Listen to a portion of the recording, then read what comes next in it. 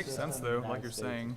It's It's appropriate. shovel that. I mean, it's just Ford. Not gonna jump down that Really, one. it's just a matter of How many time things we can lump into that until it kind category. of gets out of, like it makes no sense to have a farm, like when it's surrounded by a whole They battled it. Yeah, they did. city. Right, Not the way it's supposed to be. no. Whenever you're ready, Gina. That's okay, that's okay. You let me know when you're ready and we'll start. Okay. Okay. Ready. Call the meeting to order of the Planning and Zoning Commission on March 10th, 2025 at 7:05. Roll call, please. Rocco Gonzalez, Here. Mark Kleesner. Here. Mark Pontic, Here. Tom Hobart, Mayor Hagedorn, John Borgman, Here. Chuck Watson, Here. Chad Briggs, Here. Carolyn Witt, Here. Mike Wood, Sarah Skeen. Here. Let's rise for the Pledge of Allegiance.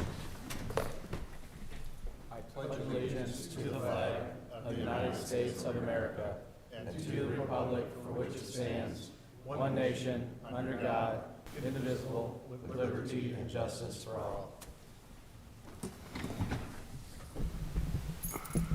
I trust everyone's had the opportunity to read the minutes. I'll entertain a motion. I'll make a motion to approve. Second. Motion by Chuck, second by Rock. Rocco. Rocco. Sorry. You're getting there. I'll get there. All those in favor signify by saying aye. Aye. Opposed? Ayes have it. First item on the agenda tonight is file number 25-0302, annexation Stonebridge Phase 4 and 5. Sarah? Okay, good evening, Commission. So I'm sure you're all happy, and you've been waiting for years to see this. Our donut hole is closing. We have the last 43.68 acres to develop. It will still be the zoning, the same zoning as the previous development, R1D, which allows for 7,500 square foot lots. So the applicant is here if you have any questions, but I think we're all just happy to see this happen. Any comments or questions from commissioners? Anyone from the audience would like to speak on this? Okay.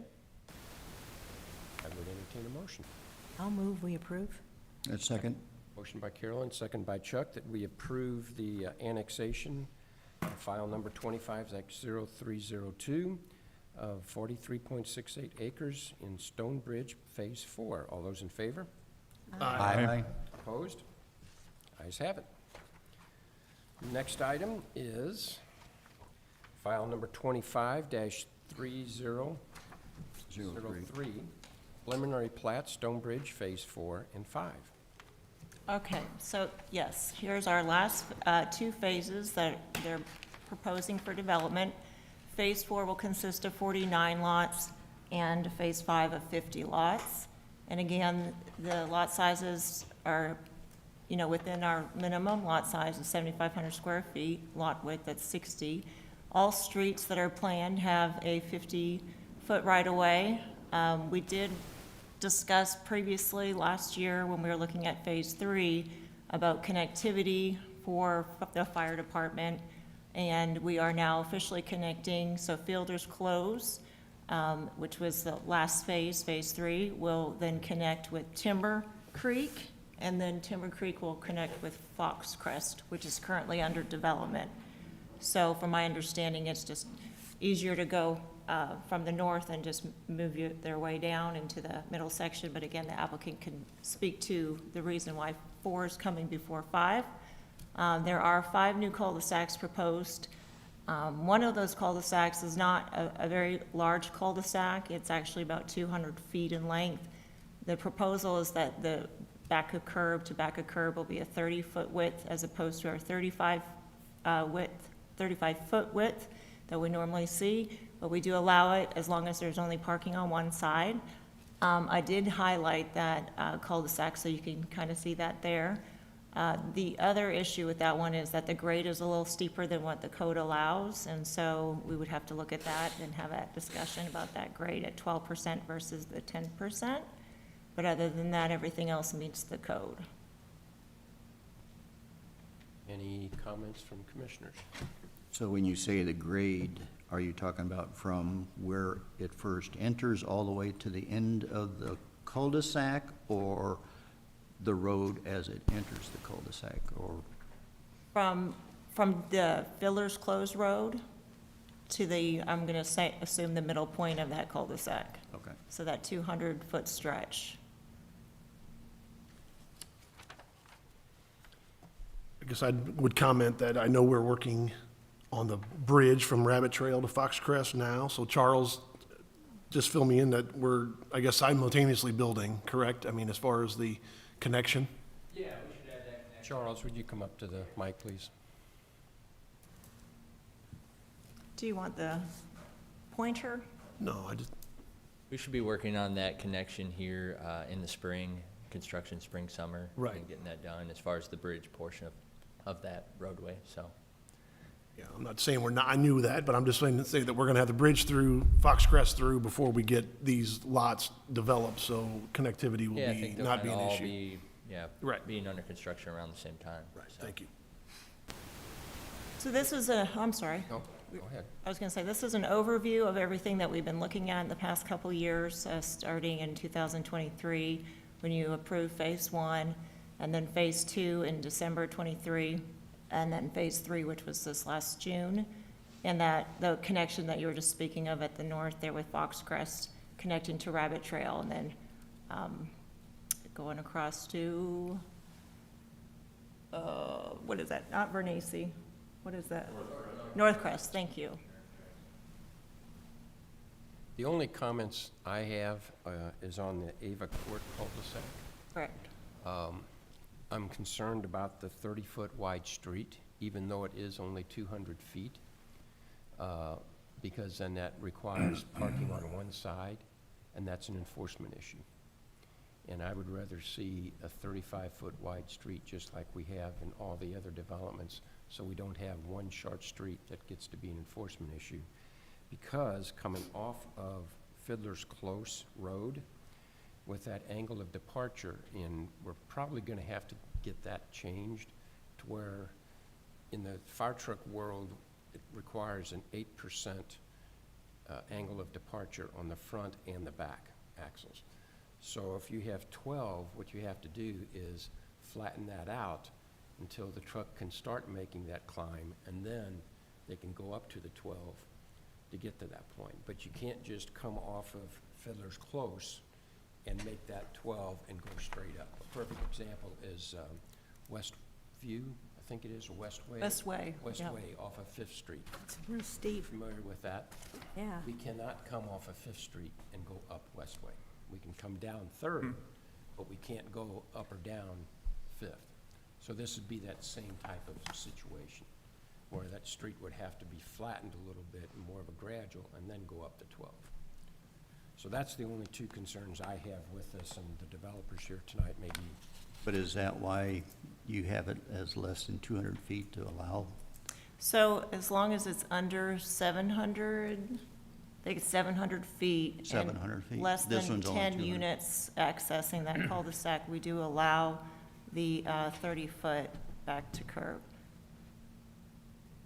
So that is, code allows that. It's not a variance. And you do have multiple cul-de-sacs just in Stonebridge alone that are 30-foot wide streets right now in the first two phases, yeah. Oh. So Stonebridge Court, I was not aware of Clear that. Court, Back Lane, Nats View, That's view.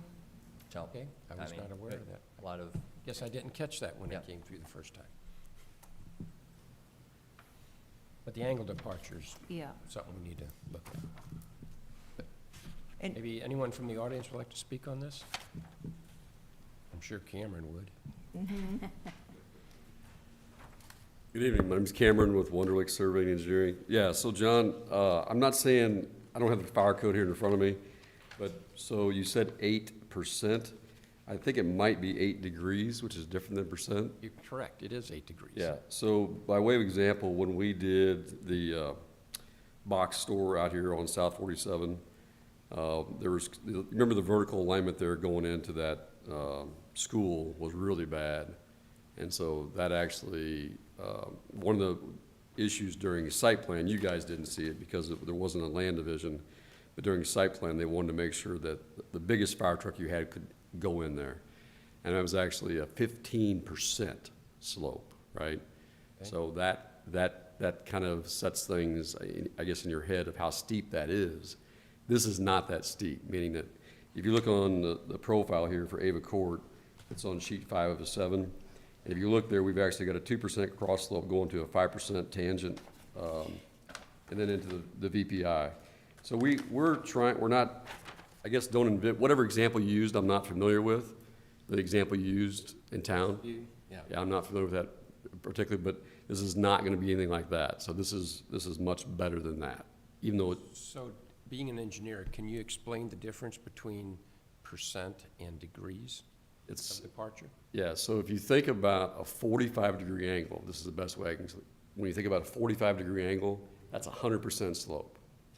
Okay, So if there's Your run 90 is- degrees. Your run is equal to your rise. Yeah, so it's Okay. usually about half.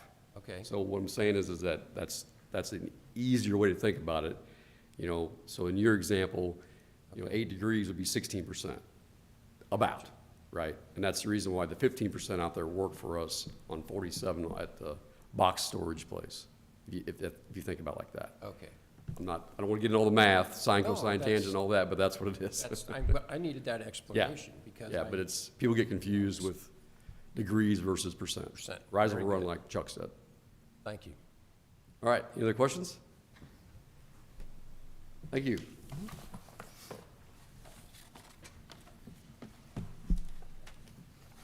Yes, Charles? I will say there's been some discussion with staff on the street department after we've gotten many of these snow events here recently, trying to plow cul-de-sacs on some of these steeper grades. And they've actually had a few plows get stuck at the end of the cul-de-sacs.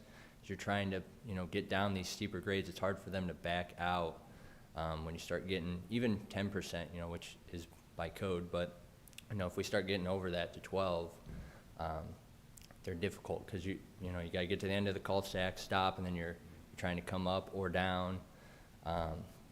It's pretty tough. So from a maintenance standpoint, going beyond the code in these cul-de-sacs, when you have 12% and you're on a straight stretch of road and you can, like you said, kind of pick up speed as you're driving and then hit the 12%, not so bad. But in the cul-de-sacs, when you're stopping and starting, trying to go to that 12 can be pretty tough. So from a maintenance standpoint, it might be something to consider sticking with the code as opposed to allowing a variance over that 10%. Thank you. Well, and it's something we really should think about rather than, because there are places in town that you go, well, I was thinking of Rabbit Trail and that mess, at Starbucks and in there. And if you can fix it before, it's much better than having to deal with it later. So Charles, do you know what the slope is on 14th Street between Stafford and Jefferson, by chance? Heard it's about 14%. Okay. And we don't have any trouble traversing that, so I Right. would think that would be okay at the 12, but I can see where you're coming from exactly, because that would definitely be Right, a because you're on a challenge. straight stretch And of it's road a as challenge you're. for us to set our ladder truck on that slope that's steep. It just doesn't work well. So. Anyone else would like to speak to this? Any other comments from commissioners? If not, I'll entertain a motion to approve the plat for Stonebridge Phase 4. I'll make a motion to approve the plat for Phase 4. Second? Motion made by Mark, seconded by Chuck, was that you? Okay. To approve the preliminary plat for Stonebridge Phase 4. All those in favor signify by saying aye. Aye. Opposed? Ayes have it. Thank you.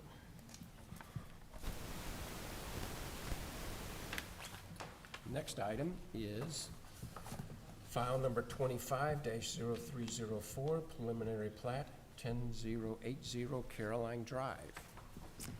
All right, so we have a simple minor subdivision here. The existing lot is kind of an oddball commercial, general commercial lot, in the midst of a lot of subdivision, single-family housing. The hospital is down off of Madison as well. So the property owner is wanting to subdivide this lot and sell off the parcels, and build another, they're proposing another building. So it looks like, it's gonna look like this. Tentatively, I've addressed it as 1076 Carolyn Drive. It is going to be about a half an acre, I think it's 0.6 of an acre. The building, the way it sits, is within the setbacks. Parking, it came in as a dispensary use, so we consider that a retail. So one space per 300 square feet of building, so plenty of room for parking. The only thing that's kind of holding them back is a sewer line extension. So on the south side, you can see that red manhole and that red line. They're gonna have to bring that sewer line all the way to the property line, and then they'll have their lateral from the property line to the new building, wherever that it does end up sitting. So that we're asking for a letter of credit or escrow for that, so that we can get this final platted for them upon your approval. You're saying the current sewer is here? Correct. And they have to do this in Yeah. order to attach to that lot, even though it's, okay, if they Yeah. sell it, yeah. Sense.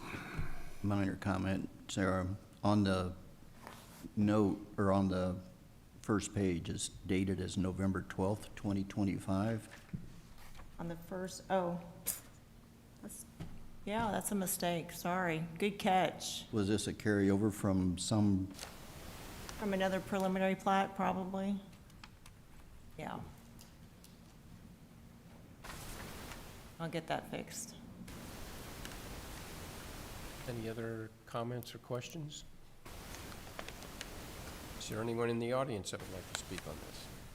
We have the building owner here, our property owner.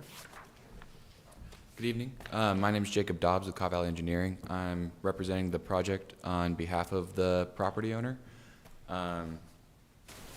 Yeah, this is, I think, a pretty straightforward plat, just subdividing into 2 lots to make the open space developable for another commercial business.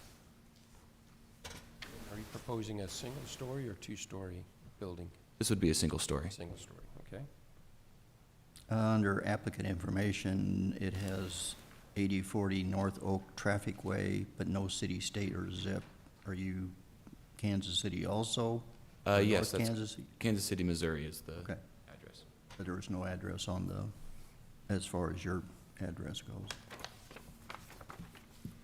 And I see that you're keeping your detention on site, Yes, sir. is that correct? Yes, it'll be underground detention, located under the parking lot. Just with the grade of the existing site, there's no place for above-ground detention. And you'll be changing the detention off of the other lot too, is that correct, the way I see this? We'll be, yeah, accepting some of the stormwater runoff. Okay. And one other last question, about how tall is that retaining wall gonna be to hold all that? At its highest, near the southwest portion, it gets up to around 10 feet tall. 10 feet, okay. Any other questions from commissioners? I think it's appropriate. There's really not a lot. I don't think residential would make sense, but we might as well use the most of the space that's there. It's already got total access right across the street. Might as well use that very unique parcel that's right off 147. It's a good choice of word. Rocco is unique. And it has been a empty lot in Washington for a long, long time, so it would be nice to see something built there for sure. Any other comments? Then I would entertain a motion. Motion that we approve this plat. I'll second. Motion made by Rocco, seconded by Carolyn to approve the preliminary plat for 1080 Caroline Drive. All those in favor signify by saying aye. Aye. Opposed? Ayes have it. Thank you. Next, All right. discussion on connectivity of streets. Yeah, so this discussion's been going on for a while, and so we wanted to bring it to Planning and Zoning is to kind of feel out if the Planning and Zoning Commission wants to see a code change going forward. Well, we can work on that. Street connectivity is determined by a ratio of the segments, the street lines, and the nodes, and I'll address that here in a minute, but why are we talking about this? Why is this important? So we're looking at ways to make things safer for everybody, for police officers, fire, like we just talked about, our snow plows and our solid waste operators, bicyclists. I mean, just you name it. Just bringing those streets, bringing those connections to those streets makes it a lot easier for everybody involved. The comprehensive plan 2035 that we just adopted does suggest raising our street connectivity index. They actually suggest a high number, and we are looking at more of a 1.4. They are suggesting 1.5 to 1.8. So what that would look like, so using this subdivision as an example, so this development here, we have the links versus the nodes, and I color coordinated those, so blue versus green. So currently, and I did not include Stonebridge Court in this ratio because it actually is coming off of East-West Parkway. I just included everything off of Coke Cattle. We have 17 road segments and 16 nodes, so this subdivision itself would give us a ratio of 1.06. So the higher the ratio, the more connectivity, the safer, and the easier it is to use those streets. There's a lot of research out there and a lot of changing that's happening in other parts of the country that is now adopting these street connectivity indexes. So we wanted to address this and talk about it, let the developer who's here, this is his project, let him talk about it, the engineer, and just see if we want to go forward with this. I think it's a great place to start. I'm, for one, in favor of more connectivity, just because that way it makes it easier for everybody to get where we need to be nowadays. Right, and I would say the walkability is critical, the bikeability, all of that would just make life so much easier. So right now, where's the code at right now, Sarah? Or is there a code? We don't have it in the code right now. Got it. Yeah. No connectivity code. Okay. It's just it was just suggested in the code that we increase the number. Yeah, in the comprehensive plan, Right. the range was 1.5 to 1.8. We feel like that's a little high for, what we are developing. We're not trying to go back to the grid pattern, but a little bit more, less cul-de-sac and a little bit more connections is what we're hoping for.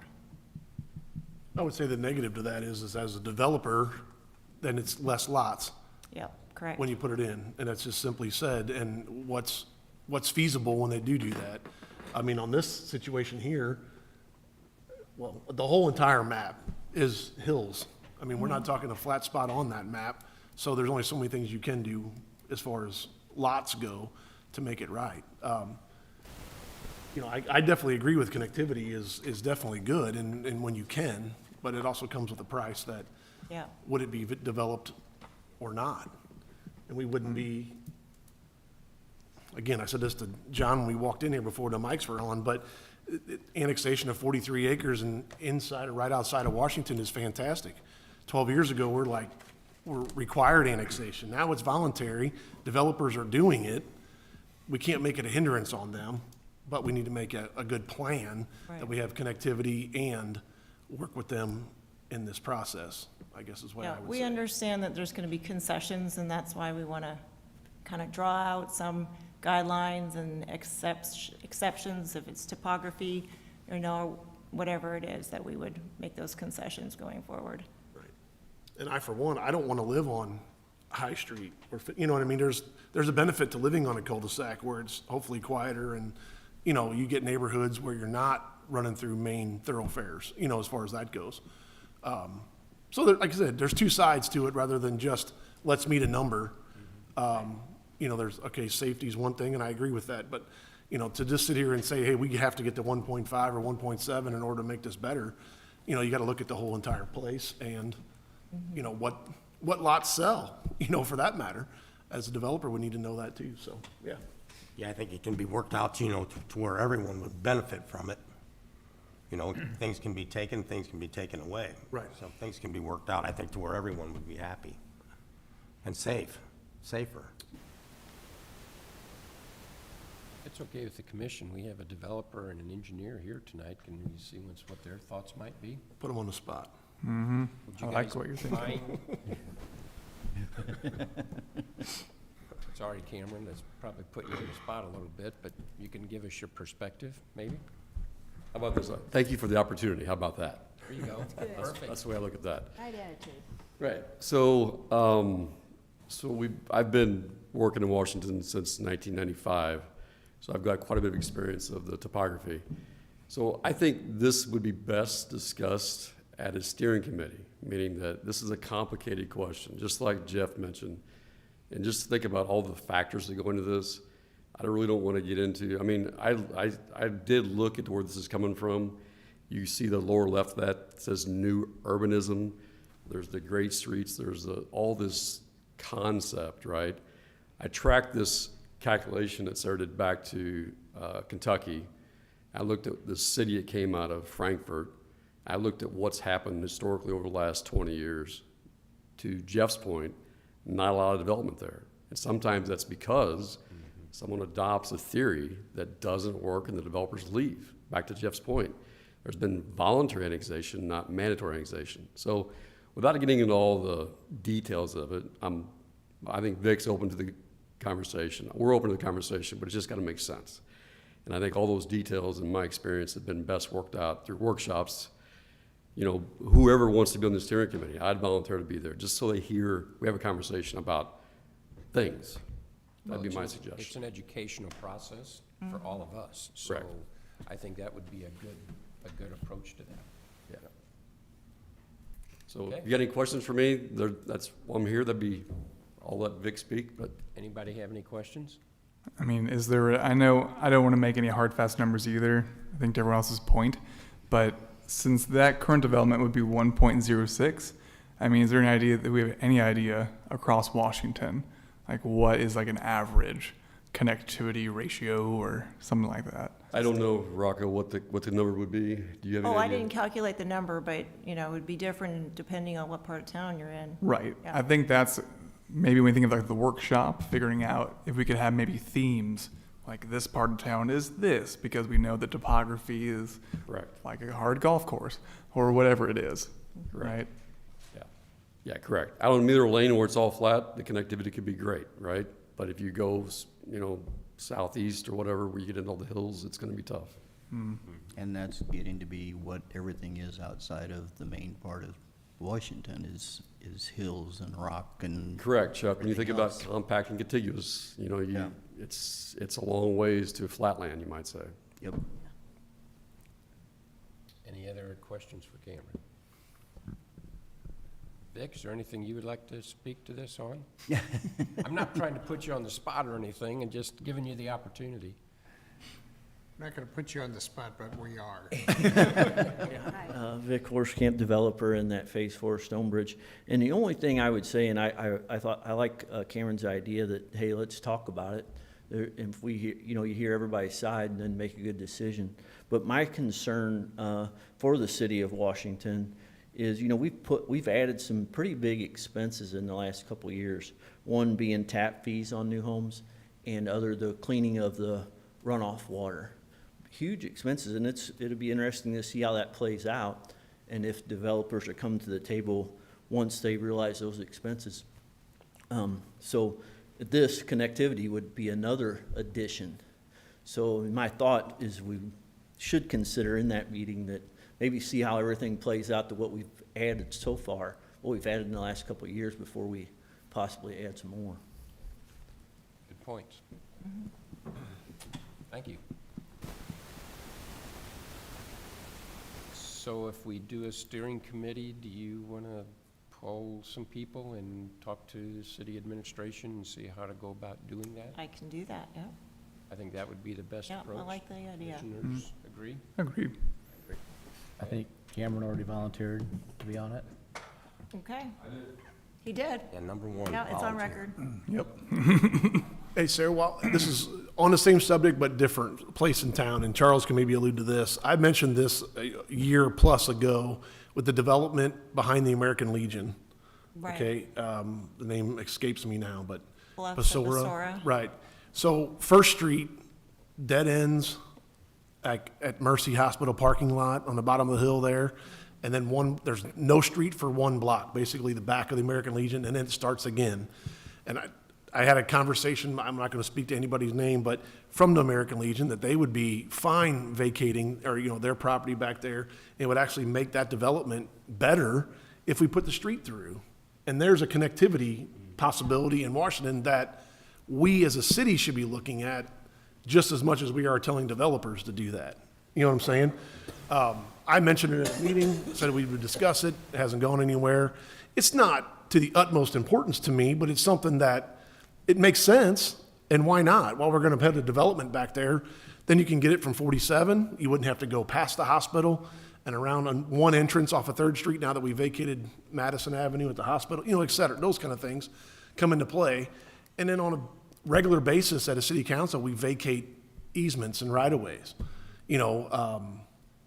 What alleyways or whatever it may be, so just as much as we're trying to sell developers, we need more connectivity. We don't ever add anything, we just take things away, Yeah.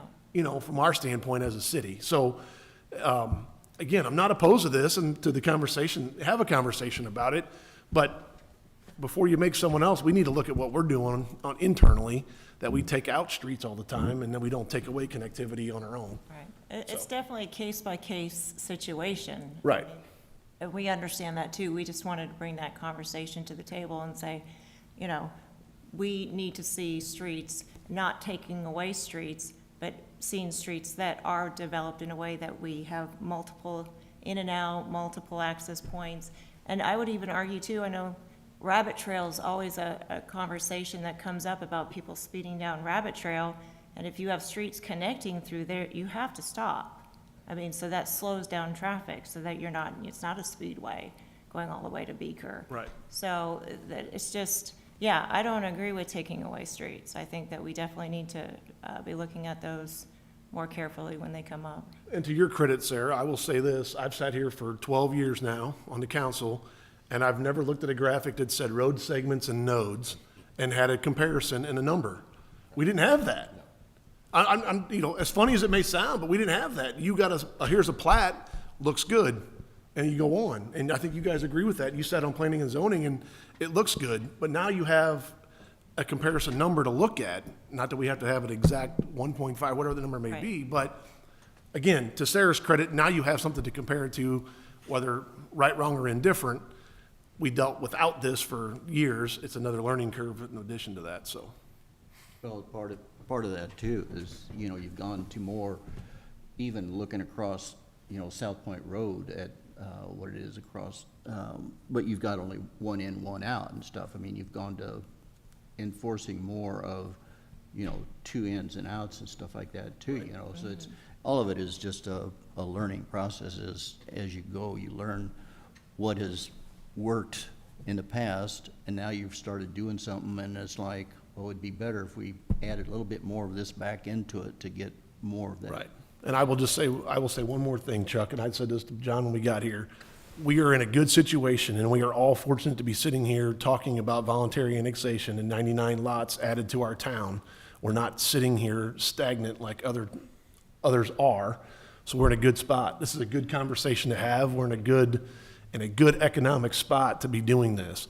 Now, with that comes an additional firehouse that we broke ground for yesterday, but we got to look for the next one because this is a big deal. And what a great time to be in Washington. There's no doubt about that. So we're the envy of a lot of people around, and we make the right choices and make it right in the future for sure. Well, everybody said they wanted more housing. You got it. That's right. We make it available, and you make developers an option to do so, and we have good things. And retail spaces for that matter too. We're still finding lots to make it, so, yeah.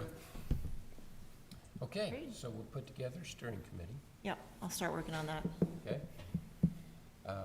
Anything else from the commission? The only thing I would ask is, I think we're coming up in May for our one-year anniversary. One-year of anniversary. Adoption plan, Yep, and I'd like to see some, what have we done, or what yeah.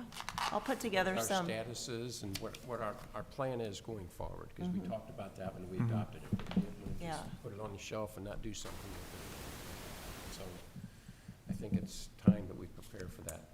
I definitely have some things to bring to you, so, Awesome. yeah. Because wasn't there actual specific benchmarks and goals like in it, the Mhm. plan? Right. So being able to see those mapped out on a dashboard would be very helpful.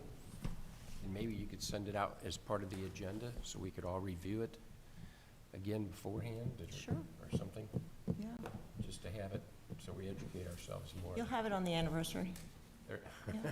Okay, sounds good. What a great present that would be. Yeah. Yeah. I have to say Sarah is really good at mapping. She did that with historic preservation. What she's done with that is amazing for our historic downtown. And not that we haven't had good people all along, but things constantly evolve. There are so many more things for her to find that she brings to us. And it's really nice to be able to see it. And be current Put it on a days. map. Yes. Yeah. Right. These are the kind of problems we like to have. Right. All right, anything else from commissioners? If not, I would entertain a motion to adjourn. Motion to adjourn. Motion by Chuck, second by Second. Later. Jeff. Go ahead. There you go. Sorry. Motion to adjourn at Thank you. 7:42, yeah.